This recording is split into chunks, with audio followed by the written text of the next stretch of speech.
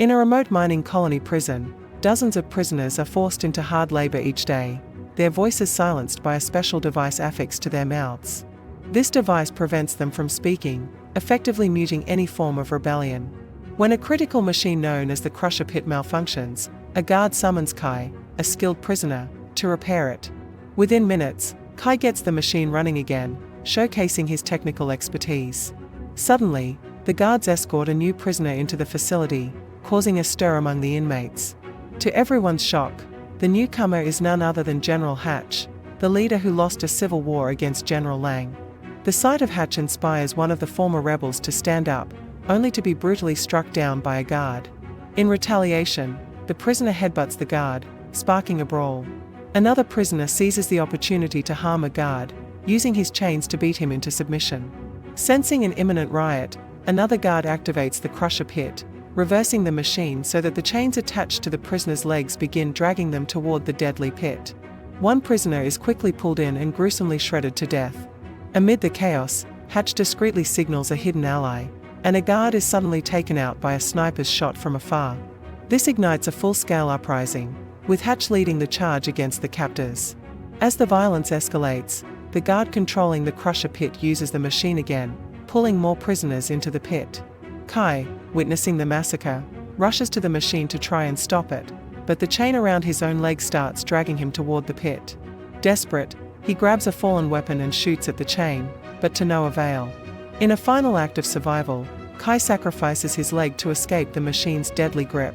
With immense pain, he hops back to the controls and finally manages to shut down the Crusher Pit.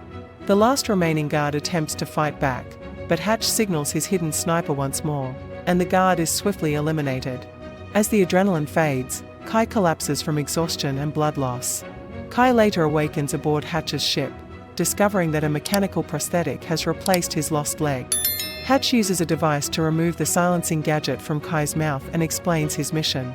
He has been rescuing fellow rebels to rebuild his army and launch a counteroffensive against General Lang. Hatch also reveals that he knew Kai's father, a revered fighter for the rebellion, who has now been captured by Lang. He is scheduled for execution on Liberation Day, the anniversary of Lang's victory. Knowing Kai is an expert pilot, Hatch proposes a deal.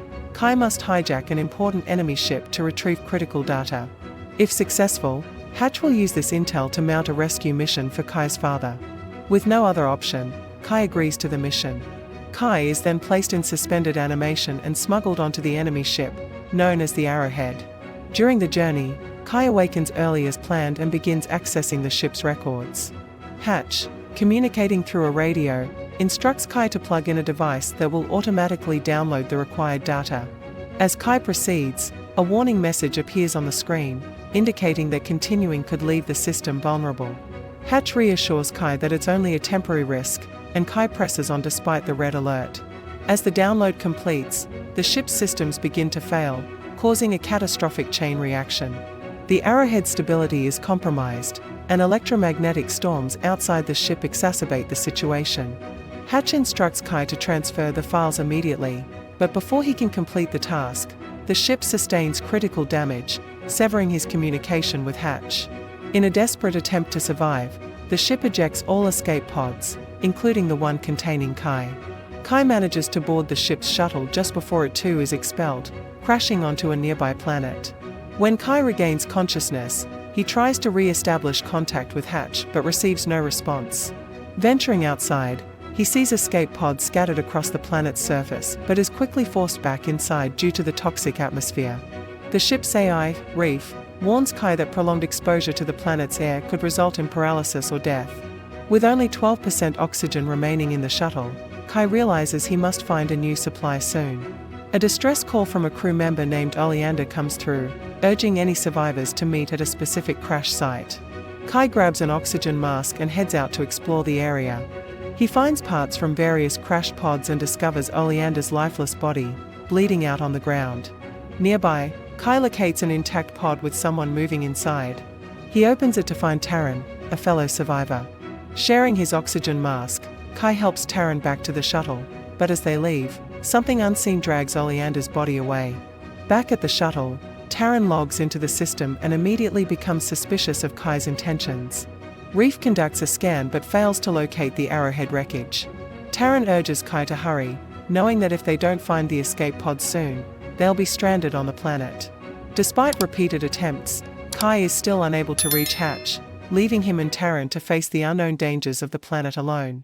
As Kai and Taran wander across the barren landscape, Taran explains that they are actually on a moon, with the massive planet looming overhead as the prominent feature in the sky. While searching for signs of life or resources, they stumble upon a research probe, its metal corroded and oxidized by the moon's harsh atmosphere. Taran, a biologist, is fascinated by the extent of the damage, but their attention soon shifts to the wreckage of the arrowhead, which lies near a strange, glowing obelisk that Kai is certain wasn't there before. The duo debates their next move, with Kai pointing out that his affiliation with Hatch might prevent him from being allowed into the escape pods. Taran, growing suspicious, confronts him about working for Hatch, revealing that the general was notorious for his brutality, having raided colonies and killed thousands before the war. Kai dismisses these claims as propaganda and decides to return to the shuttle. Taking control of the shuttle's pilot seat, Kai tries to activate the flying system but is denied access by Reef, the AI, which informs him that he isn't authorized. Instead, Kai asks for any updates on Hatch, and Reef plays a confessional recording. The video shows Hatch after his defeat, admitting to his crimes, but Kai notices a peculiar gesture Hatch makes and starts questioning its authenticity. When he presses Reef for more information, the AI reveals that the details are classified. At that moment, Oleander sends a message, warning that evacuation will begin in 30 minutes. Kai rushes back to Taran and agrees to leave with her, despite the risks. Taran warns that his uniform will give him away, so Kai removes the more identifiable parts of it while something unseen watches them from the shadows. As they make their way toward the arrowhead, a sudden earthquake strikes the area. Taran turns just in time to see Kai being dragged away into a cave by an unknown force. She tries to pull him back, but her strength isn't enough, and Kai is pulled into the darkness. Terrified and alone, Taran runs toward the arrowhead, but by the time she arrives, the escape pods have already left without her. With nowhere else to go, she returns to the shuttle to rest. 4 days later, while exploring the desolate terrain, Taran stumbles upon Kai's gauntlet and axe lying on the ground. Not far from there, she finds the glowing obelisk again, with Kai lying unconscious nearby, his body covered in a strange, goo-like substance. To her astonishment, she discovers that his previously lost leg has completely healed. She drags Kai back to the shuttle and runs some tests, revealing that he has entered into a symbiotic relationship with an unknown organism that healed his injuries and made him immune to the moon's toxic atmosphere. Reef continues to offer unsolicited information, frustrating Taran, who shuts it down by reminding the AI to speak only when prompted. When Kai finally wakes up, he tells her that he doesn't remember anything except feeling as though he was asleep. He notes that he feels heavier but otherwise fine. Taran informs him that she can't pilot the shuttle either, as only certain crew members had access to that system. Deciding to investigate the mysterious obelisk, Kai strikes it with his axe, revealing that it is actually a soft cocoon. Inside, they find Oleander's body, also covered in goo. They carry him back to the shuttle, where Taran touches his face with her bare hand, and Oleander begins twitching. Realizing that the goo might be keeping him alive, Kai pulls some wires to connect the scanner outside, allowing them to scan Oleander's eyes, which grants them access to the shuttle's flying system. Kai immediately begins prepping the engine while asking Reef about Liberation Day, discovering that he still has 76 days before his father is executed. Taran is shocked to learn that Kai intends to leave Oleander behind, and she realizes she knows Kai from her childhood. He used to work for her father. She reminds him that the man she knew back then would never abandon someone to die. As they prepare to leave, Oleander suddenly awakens and starts ranting about how Hatch is planning to unlive them all. In his panic, he grabs a fire weapon from the ground, and Kai leaps to disarm him. In the struggle, a shot is fired, and after subduing Oleander, Kai turns around to discover that Taran has been hit and killed. Overcome with rage, Kai begins beating Oleander, but he suddenly stops when he realizes he has been shot as well. His body convulses before he passes out. Some time later, Kai awakens near the obelisk, fully healed once again.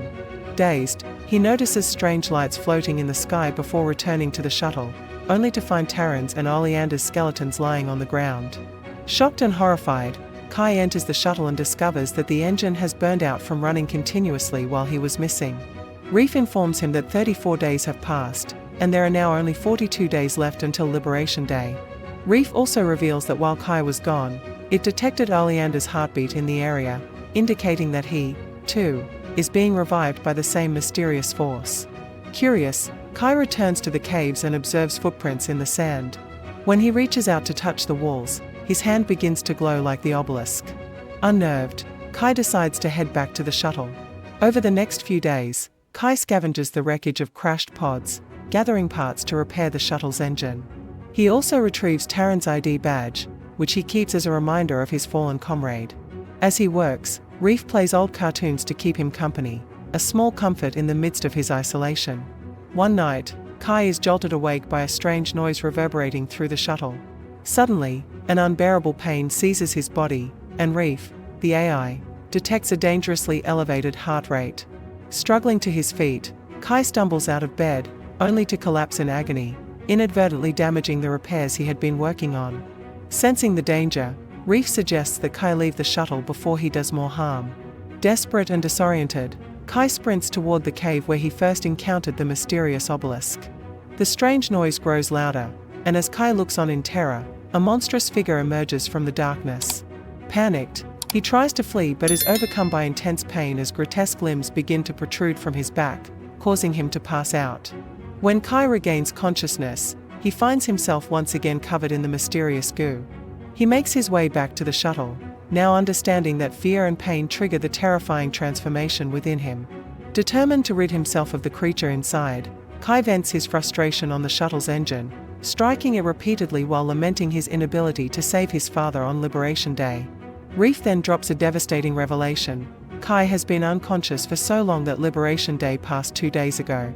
Overcome with despair, Kai collapses outside the shuttle, resigned to his fate of being stranded on the moon forever. 3 years pass, and Kai has adapted to his new life on the moon. Through rigorous training, he has learned to control his body's reaction to pain, preventing the transformation before it can fully take hold. Despite the loneliness, he finds solace in the mysterious lights that continue to dance in the sky. One night, Kai discovers a faint glow inside a helmet and excitedly brings it outside, releasing a firefly that joins a group of others in a mesmerizing light show. But when he returns to the shuttle, he is disturbed to find footprints outside and realizes that Taran's ID badge is missing. Discussing the situation with Reef, the AI shares a disturbing theory. Oleander, like Kai, may have developed a symbiotic relationship with the alien organism, meaning he has been revived but is trapped in a monstrous form. Reef hypothesizes that death is now a recurring part of Kai's life cycle. His body may die, but his consciousness lives on in a newly replicated form. However, when Reef suggests Kai self-terminate so it can study his body and possibly find a cure, Kai refuses, unwilling to take the risk that he might not revive again. Determined to uncover the truth, Kai sets out to find the Oleander creature. When he finally locates one of Oleander's old bodies, he devises a plan to use it as bait. As the creature draws near, Kai springs into action, managing to fire a weapon at dead. With the sound of roaring echoing in the distance, Kai cuts a piece of the creature's flesh and brings it back to Reef, which confirms that it contains Oleander's DNA. Reef cross-references the dates of the roars with Kai and Oleander's deaths, concluding that the roars may belong to a larger entity reacting to their demise, like a mother mourning her offspring and triggering the revival process. Confused by the biological implications, Kai's thoughts turn to Taran when Reef mentions her. After authorizing Reef to share more information, Kai watches a recording from the night of the shooting, revealing that Taran had been unconscious, not dead, and escaped after Kai's last death. The skeleton Kai found had been his own. Furious that Reef withheld this information for 3 years, Kai is reminded by the AI that it can only share details when prompted. Reinvigorated with a new purpose, Kai sets out to find Taran. He scavenges parts from the shuttle and builds a mobile unit for Reef, allowing the AI to accompany him on his search. Their journey takes them back to the caves, where Reef attempts to scan the tunnels but is thwarted by strong electromagnetic interference. Following the mysterious signal, Kai detects a strange smell in the air. In the darkness, he asks Reef for light, but the AI inadvertently plays a loud video instead. The noise attracts a creature from the shadows, which quickly attacks. Kai manages to dodge, but Reef is tackled by the beast. As the monster goes after Kai, it bites his arm, giving him the opportunity to strike it with his axe, killing it. In the aftermath, Kai hears the familiar roar echo through the cave. Following the sound, he finds his original body lying next to Oleander's, a sight that leaves him reeling. Out of compassion, Kai suffocates the lifeless Oleander, knowing it will end the creature's suffering. Though he contemplates doing the same to his own body, he ultimately can't bring himself to do it. Instead, he retrieves his prosthetic leg and continues his search for Taran with Reef. Eventually, they reach the spot where Reef last detected Taran's heartbeat. Kai observes signs that something launched from the area, indicating that Taran may have escaped. As they investigate further, Reef's systems begin to malfunction, and Kai discovers that his prosthetic leg is emitting a signal. Upon closer inspection, he finds a pulse grenade hidden inside. Hatch had intended to unlive him all along, using the gauntlet as a ruse to retrieve the files. Suddenly, the mysterious lights in the sky start crashing to the ground, revealing themselves as escape pods, despite having left 3 years ago. Realizing something is amiss, Reef reveals classified information. The moon is part of an experiment in time dilation. Time passes much faster on the moon, allowing years to elapse while only minutes pass outside. This explains why the escape pods appear to have been in the sky every day. As a ship approaches the moon, Kai prepares the research probe for what comes next. The ship lands, and Hatch emerges with a guard, having received Kai's messages. Though it has only been 20 minutes for Hatch, Kai has endured years of isolation. Realizing that Hatch was behind the destruction of the Arrowhead and the escape pods, Kai tries to deceive him by claiming that all the information is in the shuttle. But Hatch, seeing through the lie, knocks him out. When Kai regains consciousness, he finds himself chained inside the shuttle, and to his horror, he discovers that Hatch has captured Taran as well. Hatch threatens to unlive her unless Kai reveals the location of the intel. Reluctantly, Kai directs him to the research probe. Once Hatch retrieves what he wants, he activates the pulse grenade in Kai's leg. But Kai had anticipated this and had placed the grenade inside the probe, which now explodes. As the explosion echoes, Kai's body begins to glow, and he fully transforms into the monstrous form. The guard tries to fire a weapon him, but Taran intervenes, tackling the guard to the ground. Kai, now a towering beast, is on the verge of losing control when Reef calls out to him, urging him to regain his humanity. Covered in blood, the creature emerges, having destroyed the guard, while Taran watches in horror. Using gentle words, Taran reaches out to Kai, telling him that he can control the beast within. Her calm voice helps Kai regain control, and he slowly reverts to his human form. Together, they mourn the loss of Reef, who had been destroyed in the chaos. Their grief is interrupted by a heavily wounded Hatch, who staggers back into the shuttle and opens fire on Kai before stabbing him.